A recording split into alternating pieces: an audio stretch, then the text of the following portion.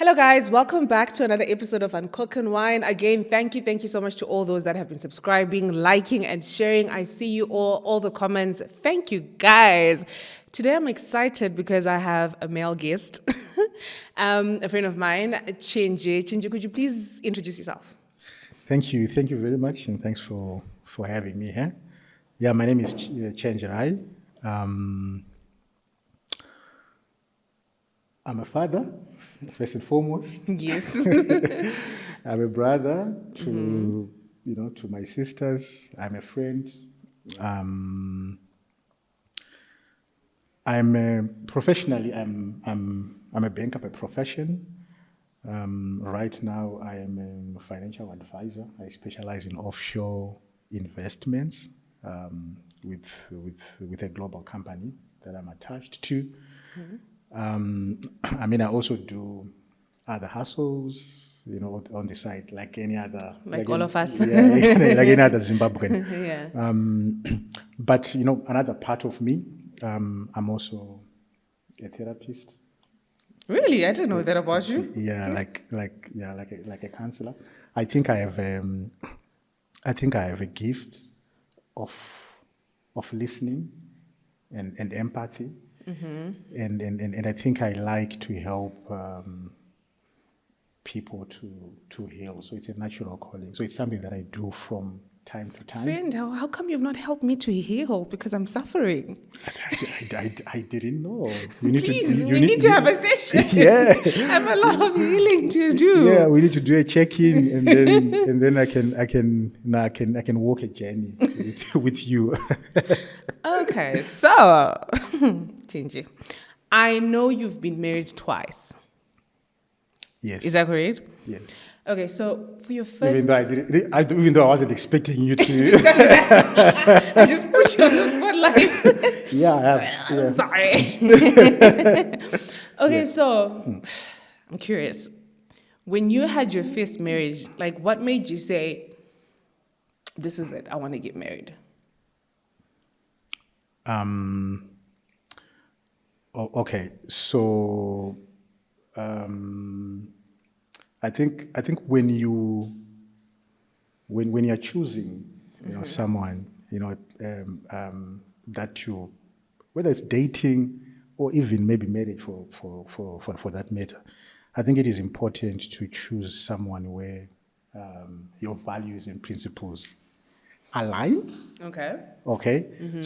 And then I think all men, doesn't matter how masculine we are, it doesn't matter how rich we are, there's one thing that we all desire out of a woman, and that is someone who's nurturing. Okay. So for me, our principles and values were aligning, and she was such a nurturing woman. That quality was obvious and apparent in her. And she was also quite mature for her age. Okay. And for me, maturity is a Is huge key. attraction. Yeah, yeah. Okay. Yeah. Okay, so what would you say? Because, I've heard this term a lot. People are like, yeah, wife material, this one is a wife material. What do you think men call a wife material today? Or what are you guys saying? This is a wife material. Yeah, so I think when people talk about wife material, they're probably referring to morals, the so-called good morals, the things that you see maybe prescripted in the you know in the Bible, something that aligns with such values and things like that. I think that's what people refer to as wife material. Someone who is respectful, they are submissive, they are acceptable, in terms of our tradition Interesting. as, Acceptable. as Africans, even the way they dress, the way they carry themselves, and so forth. But I think what I also just want to say is that this issue of saying wife material, if you really unpack it, also sometimes, then there are a lot of nuances to do with um,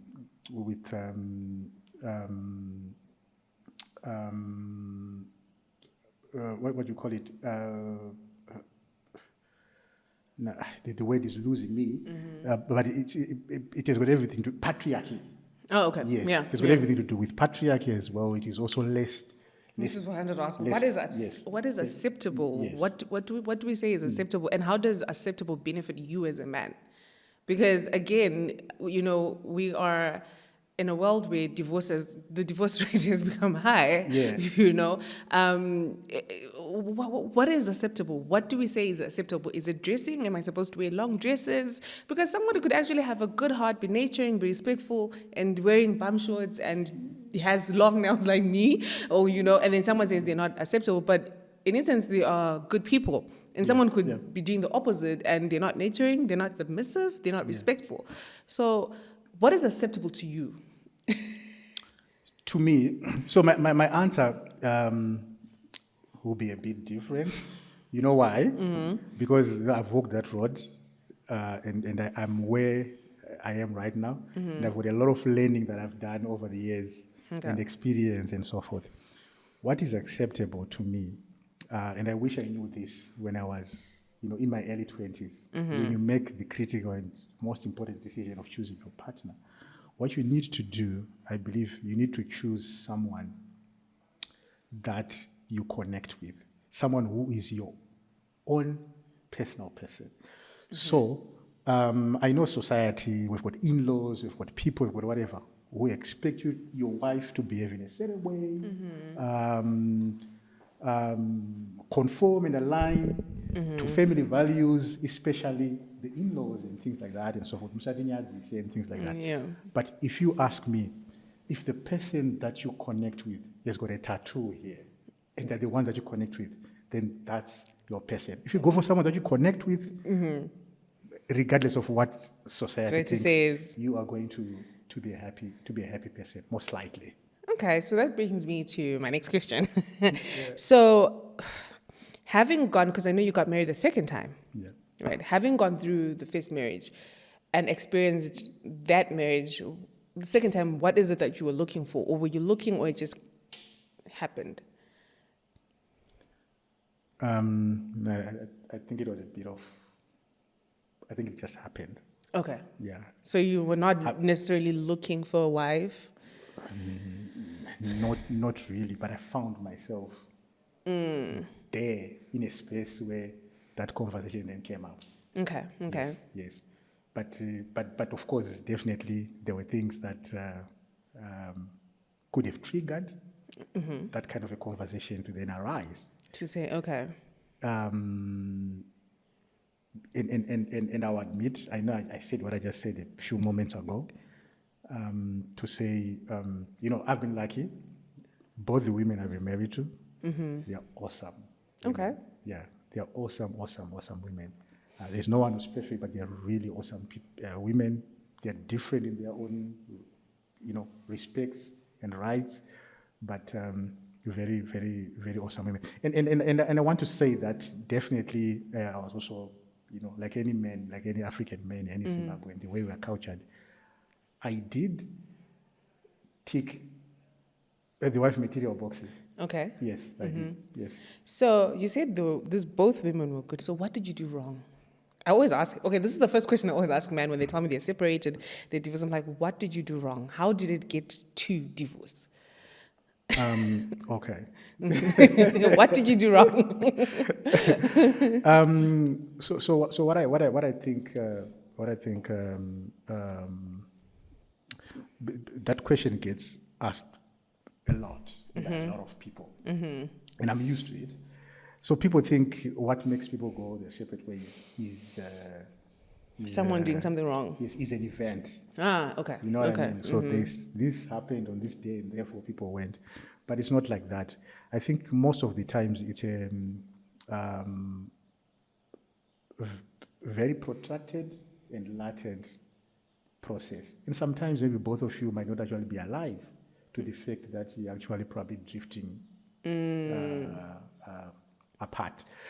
But I think sometimes different things can happen, and maybe sometimes you put them on the side, you ignore them, you think you're going to deal with them later, But sometimes they can actually push, push you guys apart without you knowing, until you get to a point where maybe the connection starts to distance, and then sometimes maybe it's too late.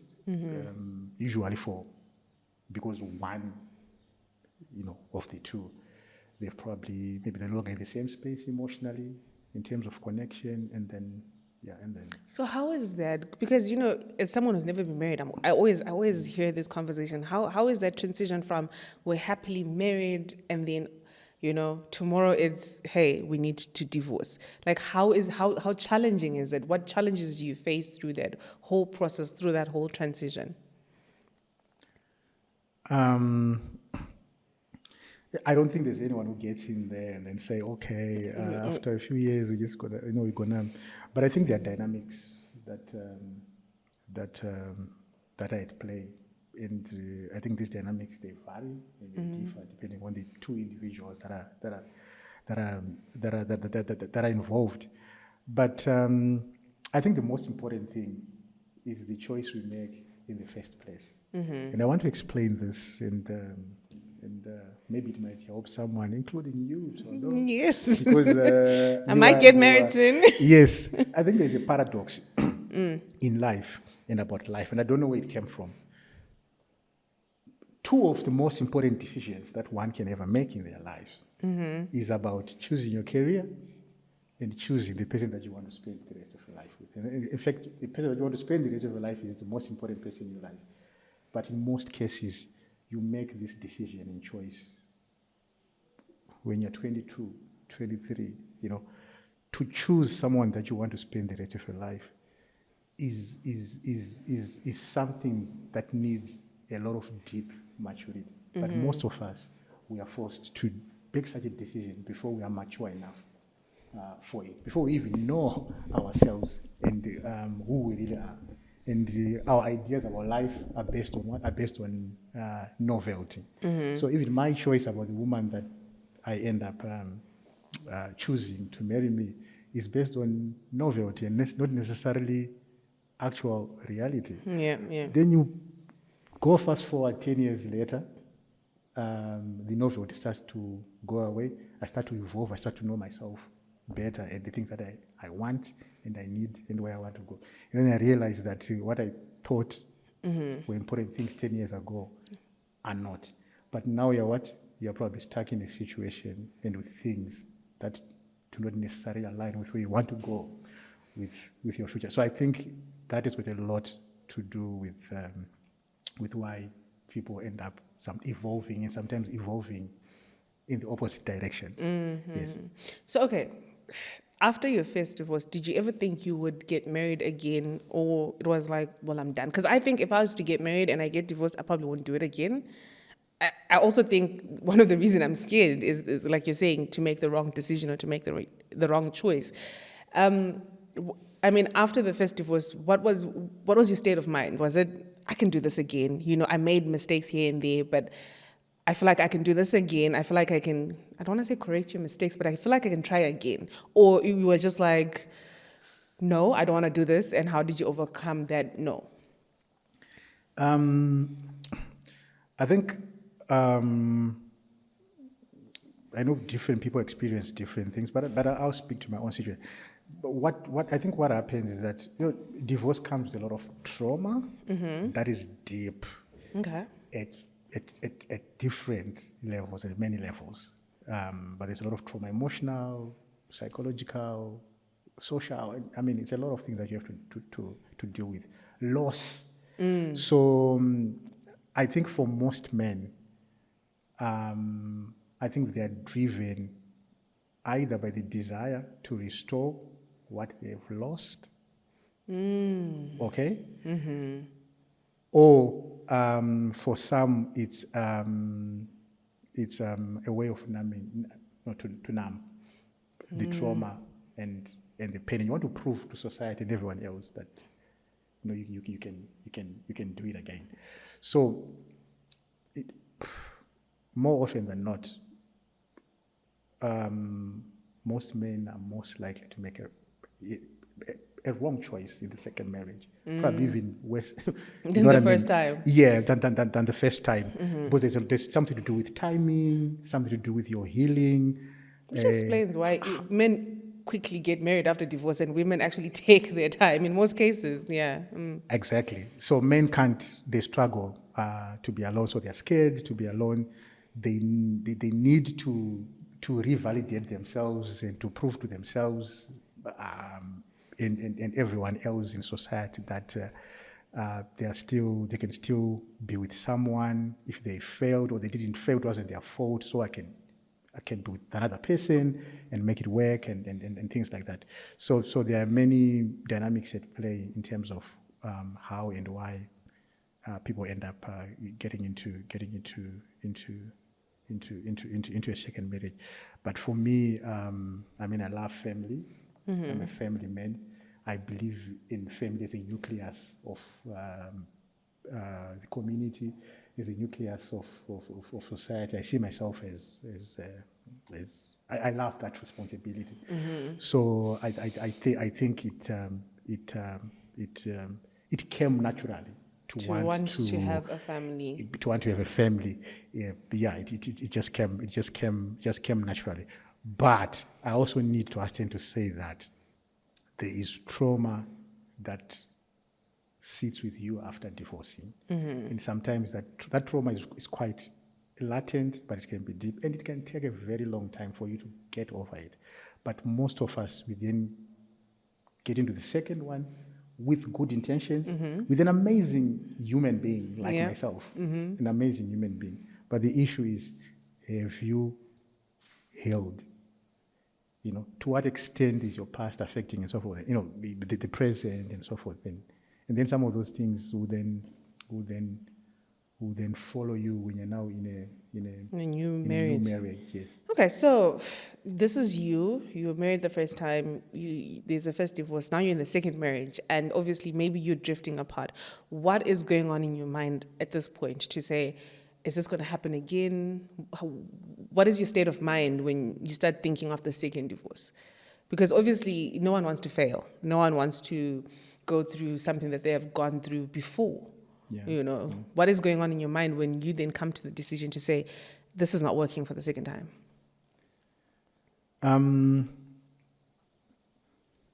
I think it's a very difficult position to be in, yeah, for most people, because if you find yourself in a situation where you begin to doubt whether, because I think for most people who get into the second one, they've got these beautiful, ideas about how they really want. You want to right all the wrongs that you know what I mean. So having to process that maybe something is not properly aligning here to the extent that we might end up, going south, can be a very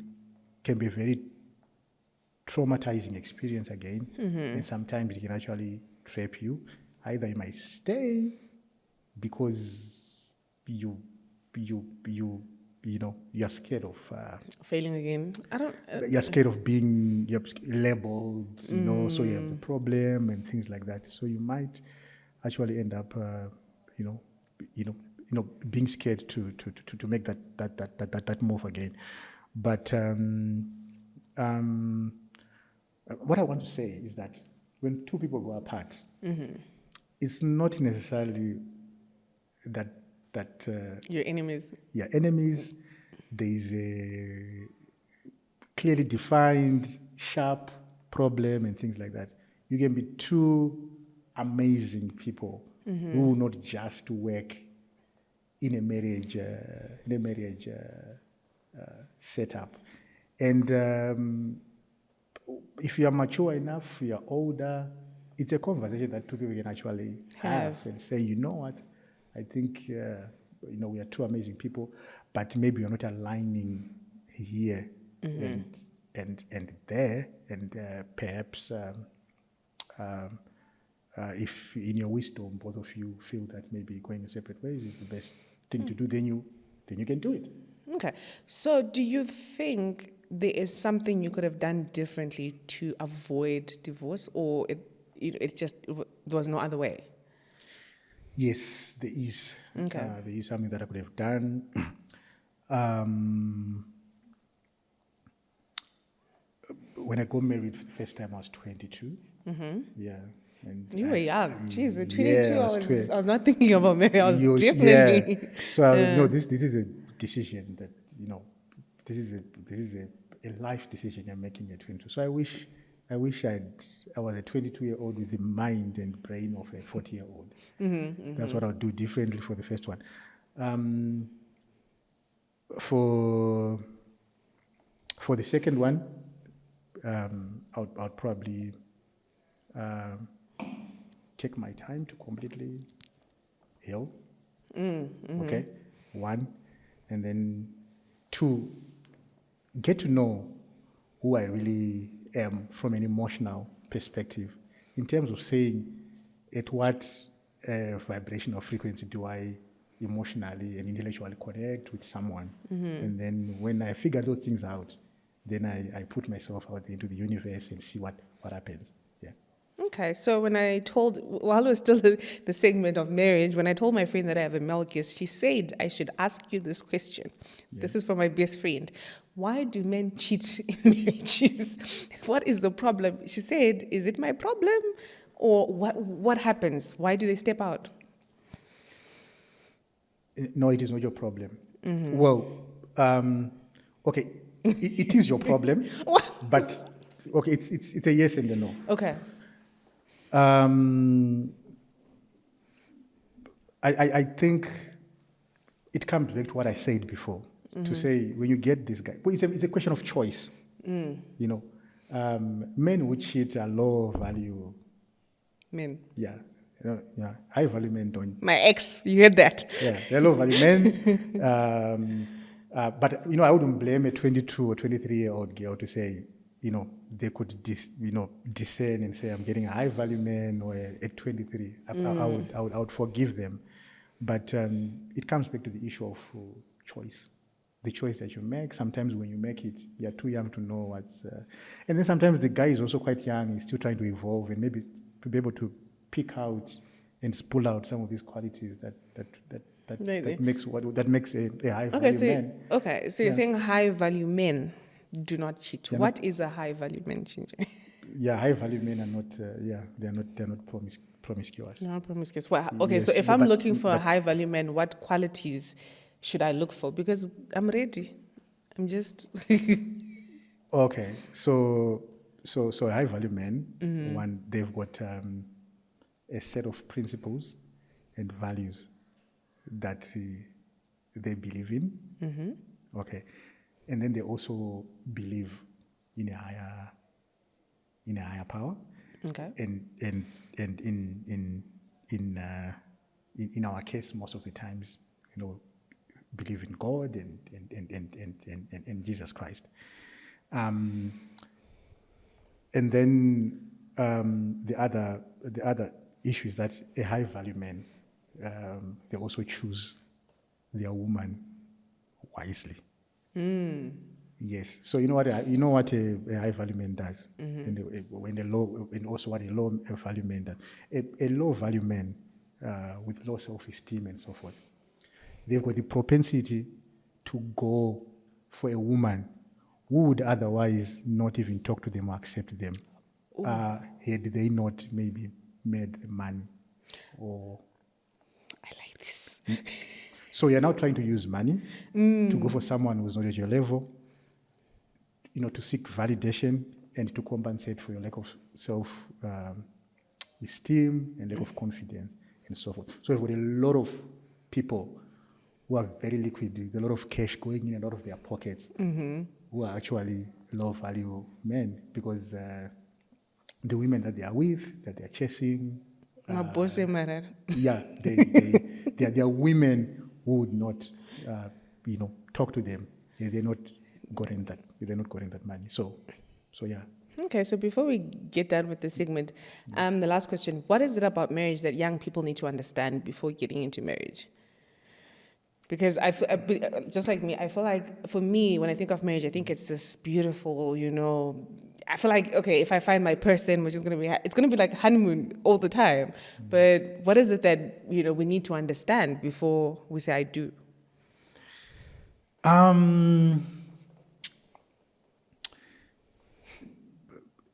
It's a paradox of life that is very unfortunate.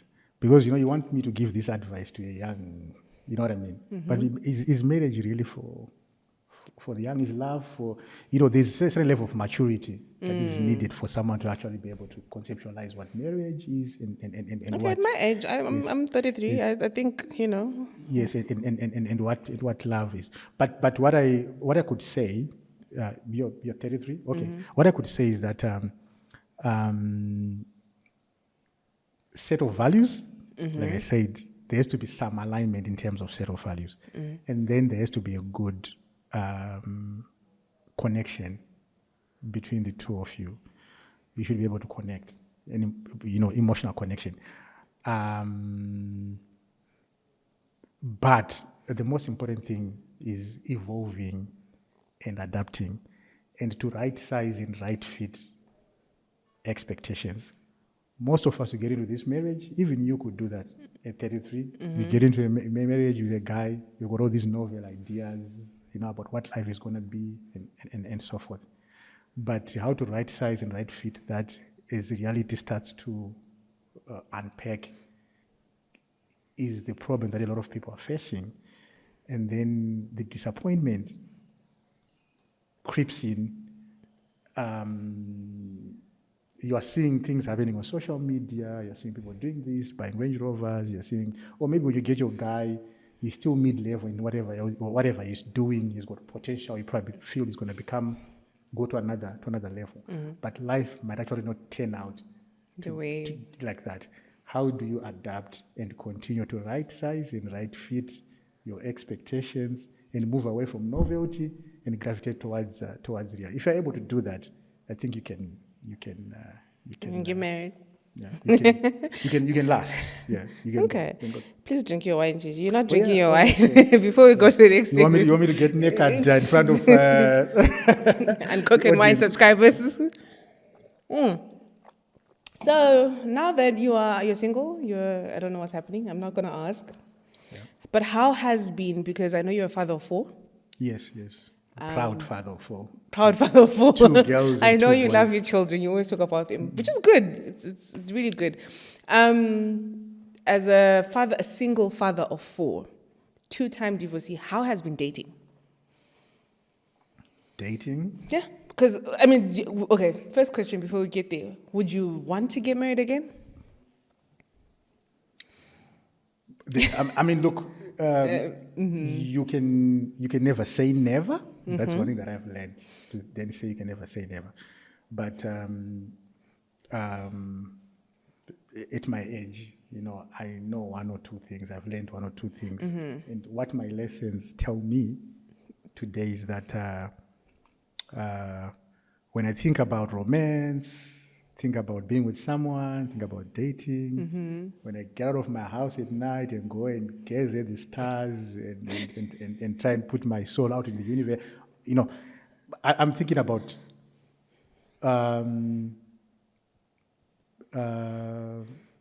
coinciding with someone that I can have a deep, emotional... Okay, let me say this. I'm a sapiosexual. Okay. And a demisexual. I'm a perfect blend of the two. What is, for those that don't know, what is a sapiosexual? So a sapiosexual is someone who's attracted to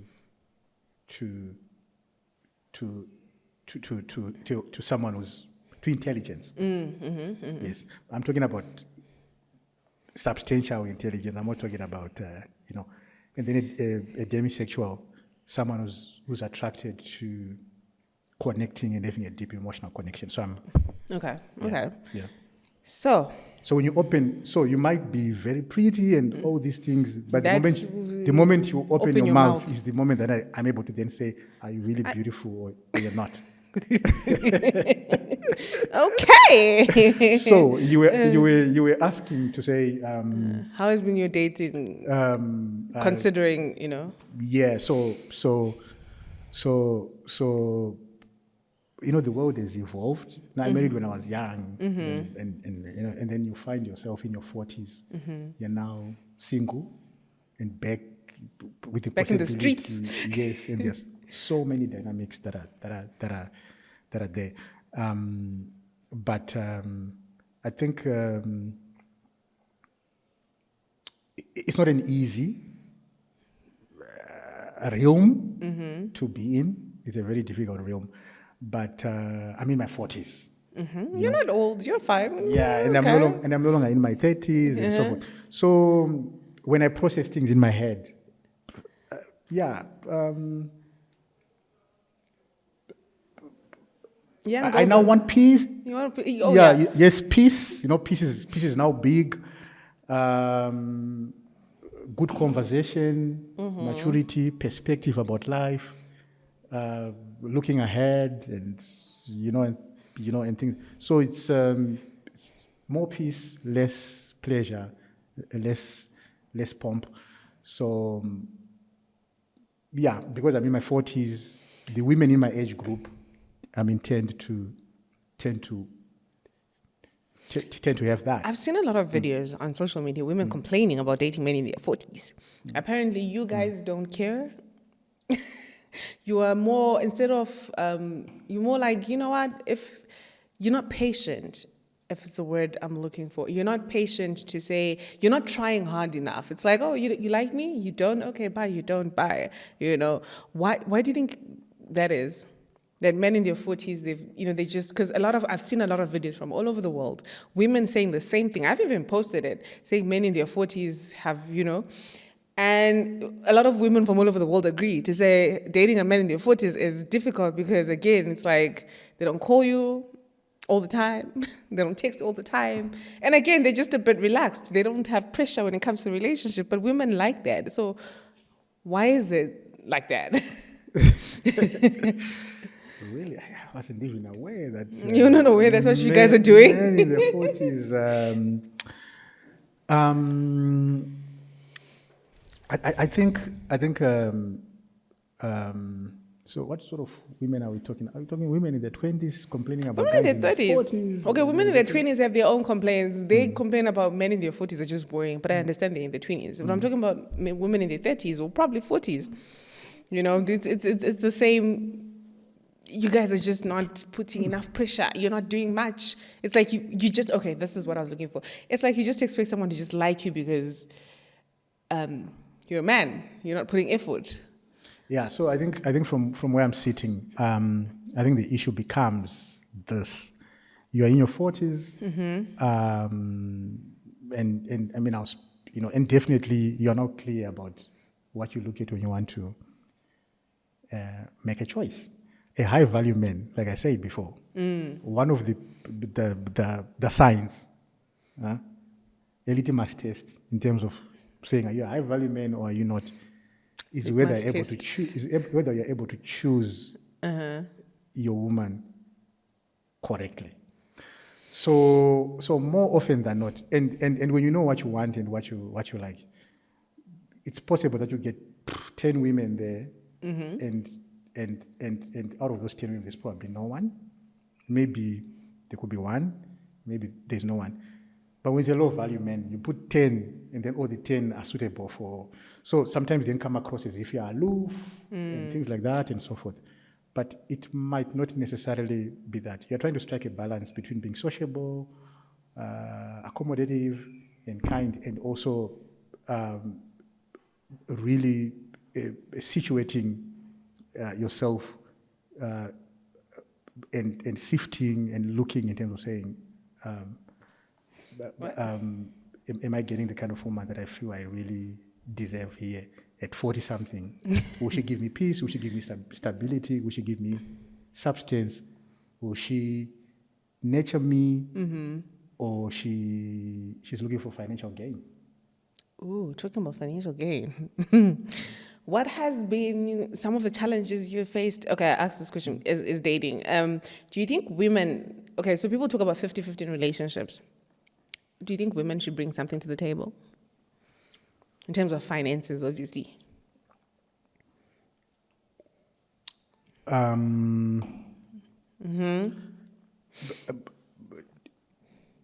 Well, it's a, when the question is put on the table like that, it's like it's poisoned, shall I, because when you say what you say, you then, because a man should be a provider and so forth and so forth. But I think it helps a woman a lot, in terms of the choices and decisions they can make for themselves, in terms of who they want to be with, if they are economically independent. So what economic independence gives a woman, it gives them a bigger latitude to make what? Their own choices. Their own choices. There are a lot of women out there who are with men who are beneath them, but they are hooked to lifestyle. They are looking for a lifestyle. They're looking for economic gain. They are looking for support. They are looking for what?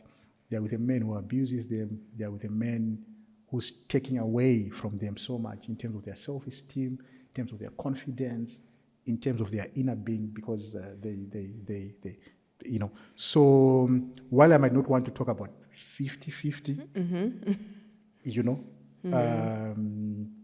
even a woman who has got 90-10 is an even better woman than the one with a 50-50, the one coming with a 50-50. You know why? Because they've got more latitude for choice. You know what I mean? To make a choice and to make a decision. So they are most likely to get to be happy. And if something goes wrong in the relationship, it's very easy for them to walk. So they don't tolerate unacceptable behavior from. That's how I would want to put it. Yes. Okay, but would you, because I know a lot of men, okay, not a lot, nowadays it's different, we're in a new world. A lot of men are not comfortable with dating a woman or marrying a woman who makes more than them. But what are your thoughts on that? And would you be comfortable with being a woman that makes more than you as a man? As a Zimbabwean man, let me say that. Yeah, I would be comfortable with being with a woman who makes more money than me. I think it's about control. Most men. So people, so the issue about masculinity for most men, in this country, there's a blurred line between masculinity and control. And nowadays also masculinity and promiscuity. Yes. And sorry to say that women are also, they seem to be propping up promiscuity. Men, but so when she's got the means, means you can't control. She won't take your bullshit. She'll call you out. She can walk away whenever she wants to. Yes, and so forth. And then for most men, they've got nothing intrinsic to offer a woman except the bag.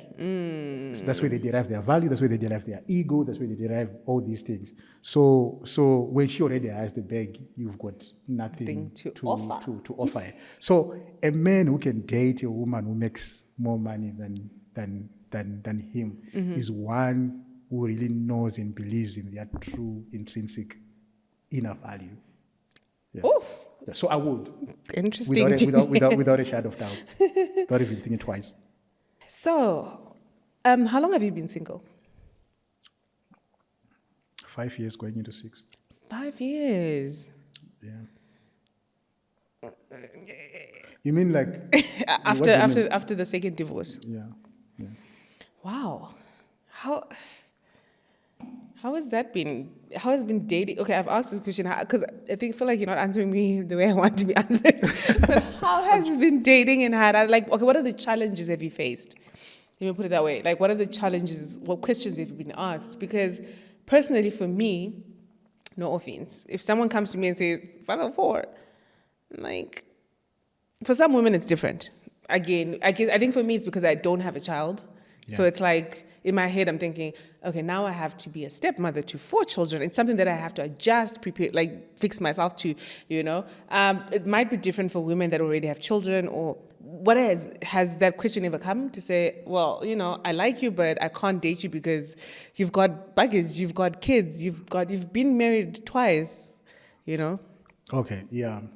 I mean, of course, definitely such issues. Maybe what I need to say first and foremost, you know, I'm a guy in my 40s, so I'm not hyperactive on the market, like all over the show, all over the place. You know, Yeah. I'm a bit Sad. I'm a bit chilled. I mean, I've got a 20-year-old daughter. Oh yeah, you mentioned. Yeah, So yeah, you can't yeah, be in the streets like that. yeah. So I'm not exactly like all over the show, all over the place like that. Like every 2 days I'm meeting someone, every week I'm meeting someone. But I have met people. And what I can say is yeah, the issues of, you know, your past, your baggage, for some people it can actually be an issue where they're probably saying, you know, do I really, you know, that? Yeah, it is. Yeah, it can be an issue.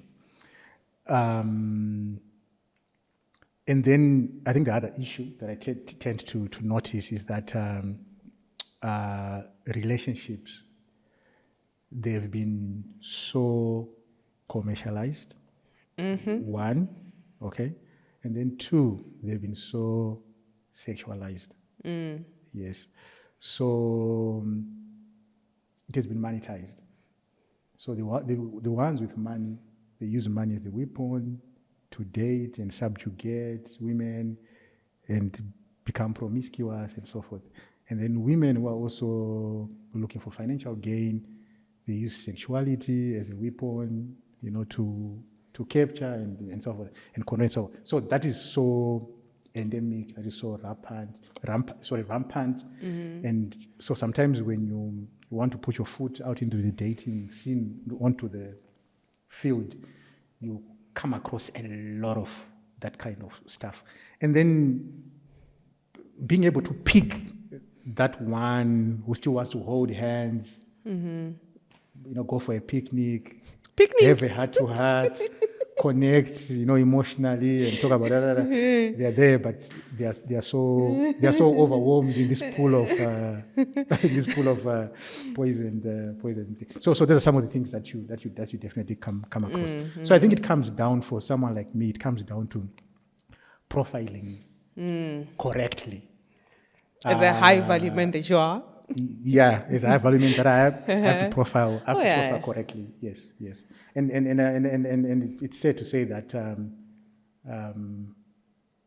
I think an optimum woman would probably be at least 40. Really? So are you saying I'm not there?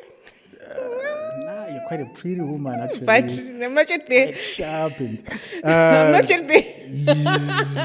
It's okay, Gigi. It's fine. I won't be offended. Yeah, they actually say,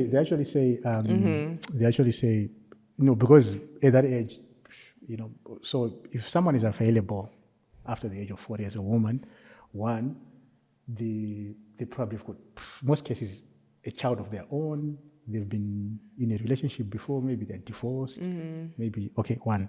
2, maybe they've done their career, they're somewhere up there. They understand, they now know who they are. So they're most likely going to understand you and your baggage, where you're coming from. Compared to me. And the issue that you've got kids and so forth. That's true. And I think because they've matured over time, they've grown, they probably also understand the issues to do with connection, issues to do with tolerance. They understand peace more than someone who's younger. But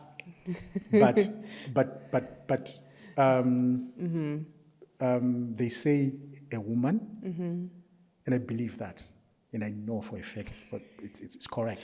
They actually say a woman, she reaches a peak, even a sexual peak for that matter, from, if she's in the normal range, from about 42 maybe 43, to about 50 to 50, Really? 53. If she's an early bloomer, she's lucky, maybe 40. So even in that regard, they taste better. in that. Okay, even Marco is shocked. He's like, oh my God, we should definitely do this again. Our time is run out. What? Oh my gosh, Gigi, thank you so much for coming. Unfortunately, our time has run out, but we can still do this again because Yeah. I feel like the last statement is another podcast on its own. It's another episode. I've got so many questions. But thank you so much for taking your time and coming to spend time with me and drink wine with me. You know, what are your socials in case people want to reach out? Are you single? Are you searching? You mean like I'm not married? Yeah. I'm not Yeah, married. you're single, but are you searching in case there are women that... Nah.